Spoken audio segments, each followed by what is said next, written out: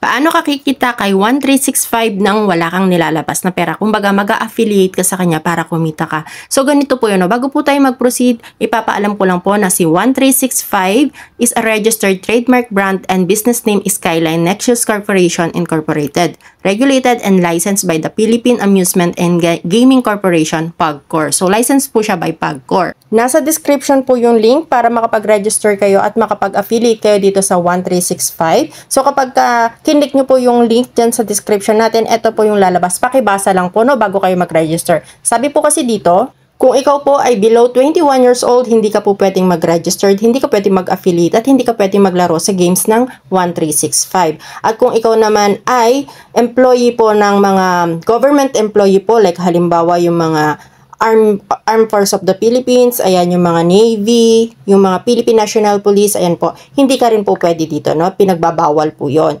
At kung naman ikaw ay individual listed in PAGCOR's National Database of Restricted Person or NDRP, hindi ka rin po pwede dito, no? At saka yung mga holders po ng Valid Gaming Employment License or GEL, hindi ka rin po pwede dito. Hindi ka pwedeng mag-registered at hindi ka pwedeng maglaro ng games nila at hindi ka rin po pwedeng mag-affiliate.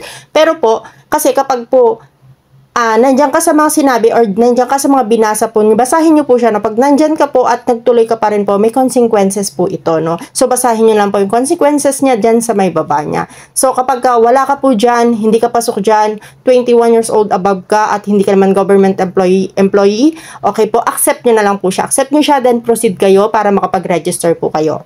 Pag na-accept nyo na po, ilagay nyo lang yung number ninyo. Mas maganda kung connected sa GCash ninyo yung number. Pagkatapos po magbibigay siya ng code, ilalagay nyo po yung code, then ipipindutin nyo yung next. Pag napindot nyo po yung next, tapos dito po i-click nyo naman yung verify now. Pag napindot nyo yung verify now po, ang susunod naman na step ay maglalagay kayo ng pin. So, bahala kayo, yung pin na strong pin po yung ilalagay ninyo. Huwag nyo kakalimutan, no? Then, start now. Click nyo lang po yung start now.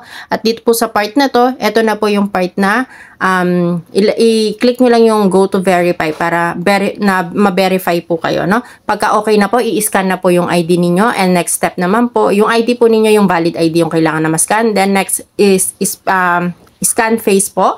After ng scan face po ninyo, mapupunta po kayo dito sa personal information. Dito po sa personal information, ilagay nyo lang po dyan yung mga valid na information ninyo, pangalan nyo, address nyo, kung ano yung nasa ID po ninyo. At pagkatapos nyan, submit lang po, then play now. Okay na po, no? Pwede na po kayo maglaro at pwede na kayo mag-affiliate. Paano nga po pala mag-affiliate? Dahil yung usapan natin, ayan po, punta kayo sa home. Pagpunta nyo po sa home, ayan, makikita nyo sa baba, sa may gitna, nakalagay yung affiliate. Ayan, nasa gitna po yan, affiliate. Click nyo lang po yan. Pagkatapos, scroll up nyo lang po siya, and makikita nyo tong share with your friends na to. Meron siya nakalagay na copy sa may kanan.